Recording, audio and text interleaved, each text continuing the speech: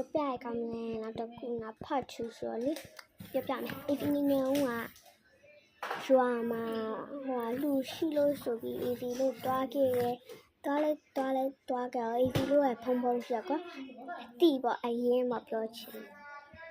အဲ့တော့တွားလေအမယောဂီရတစ်ဖက်ကွာအိတ်တာယောက်ျားလေးမပါသေးဘူးယောက်ျားလေးယောဂီရောမှာဆိုရင်တစ်ဖက်အိမ်ကြီးကတစ်ဖက်ချင်းချပြရကွာအဲ့ဒါနဲ့တခြားယောက်ျားလေးကယောဂီမွေးဘူးလေအဲ့တော့တစ်ဖက်အဲ့လိုမျိုးချပြရအဲ့လိုချပြတော့လေ AV လို့ကတနေ့ကအဲ့လိုမျိုးအမှန်နဲ့ AV ကကွာ AV မရ AV ကိုဆူလိုက်တာဖြစ်တယ်ညာဖြစ်တယ်နော်လေအဲ့တော့ AV ကငိုတာတက်လာလုံးဝမတိတ်ငိုတာ AV ငယ်ငယ်ကဟိုပါလဲငိုလို့ရှိရင် AV မေချော့လို့ရှိရင် AV ပြက်ပါလဲ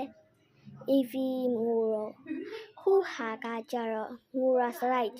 အဲ့တော့ဘာဖြစ်တာလဲပေါ့မမေရလဲလေ AV လဲဘာမှမသိဘူးတက်လာဘာမှမသိဘူးကိုယ့်ဘက်ကိုလေမူးလဲတလူမူးလဲတလူလိုအဲ့လိုမျိုးဖြစ်တာဆိုတော့ AV ကအမှဟိုဘာလဲပေးရီတောက်လိုက်တော့မှလေလုံးဝပြန်တိတ်သွားတာ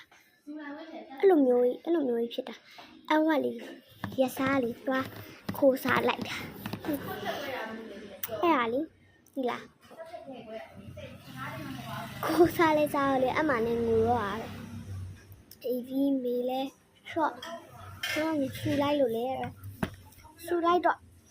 ဘာဖြစ်လဲဆိုတော့အဝတ်တော့9နဲ့6နဲ့ပဲရှိကြအဝတ်